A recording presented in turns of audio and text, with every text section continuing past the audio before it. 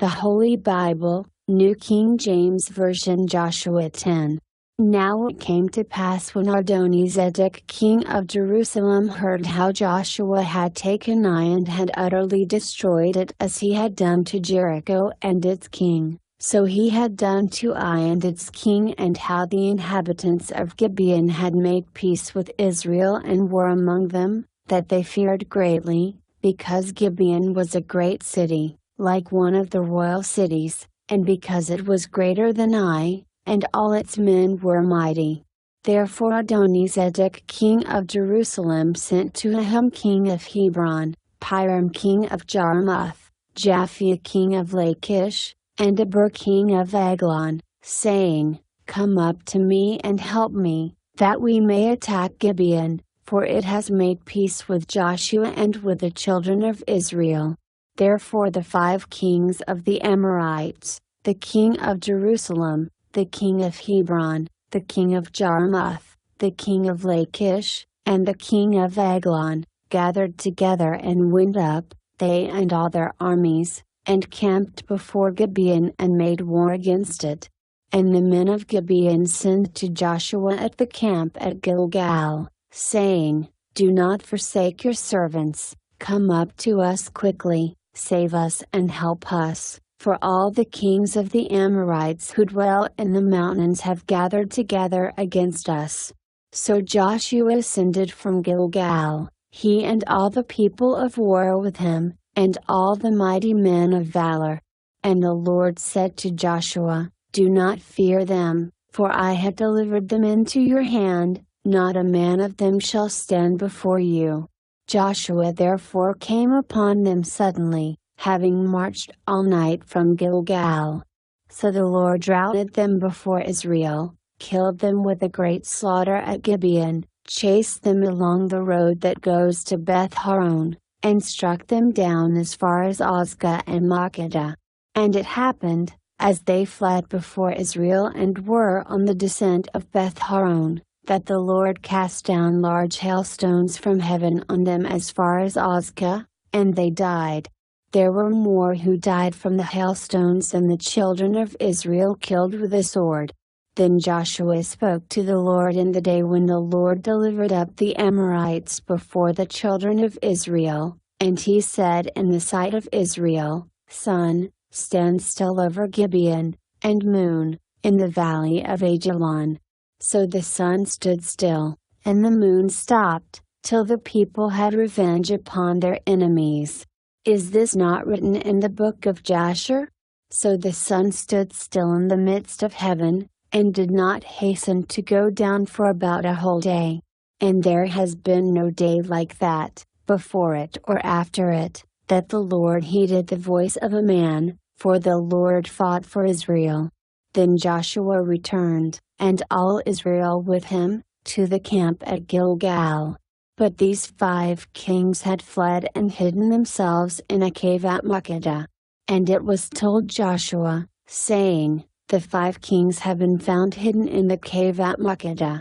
So Joshua said, Roll large stones against the mouth of the cave, and set men by it to guard them. And do not stay there yourselves, but pursue your enemies, and attack their rear guard. Do not allow them to enter their cities, for the Lord your God has delivered them into your hand. Then it happened, while Joshua and the children of Israel made an end of slaying them with a very great slaughter, till they had finished, that those who escaped entered fortified cities. And all the people returned to the camp, to Joshua at Makkedah, in peace. No one moved his tongue against any of the children of Israel. Then Joshua said, Open the mouth of the cave, and bring out those 5 kings to me from the cave. And they did so, and brought out those 5 kings to him from the cave, the king of Jerusalem, the king of Hebron, the king of Jarmuth, the king of Lachish, and the king of Eglon. So it was, when they brought out those kings to Joshua, that Joshua called for all the men of Israel, and said to the captains of the men of war who went with him, Come near, put your feet on the necks of these kings. And they drew near and put their feet on their necks.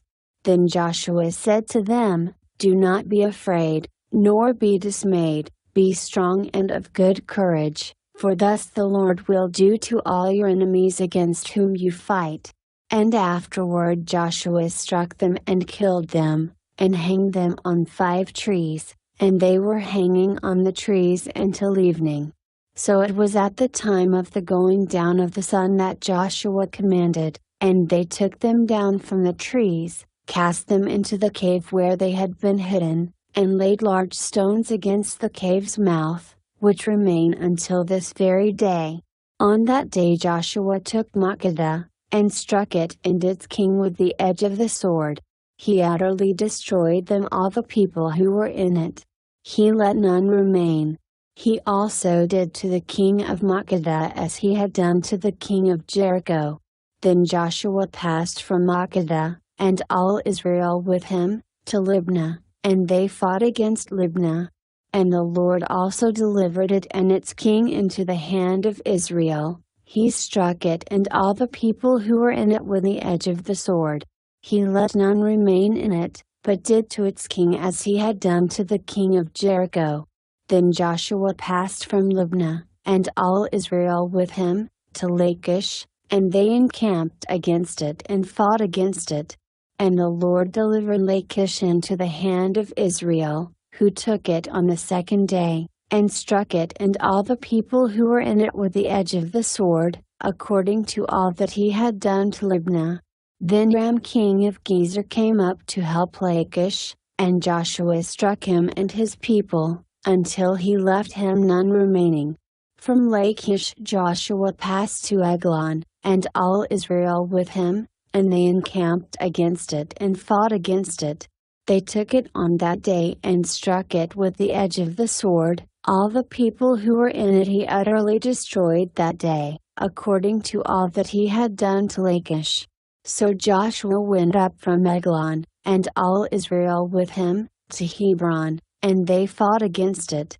And they took it and struck it with the edge of the sword, its king, all its cities, and all the people who were in it, he left none remaining, according to all that he had done to Eglon, but utterly destroyed it and all the people who were in it.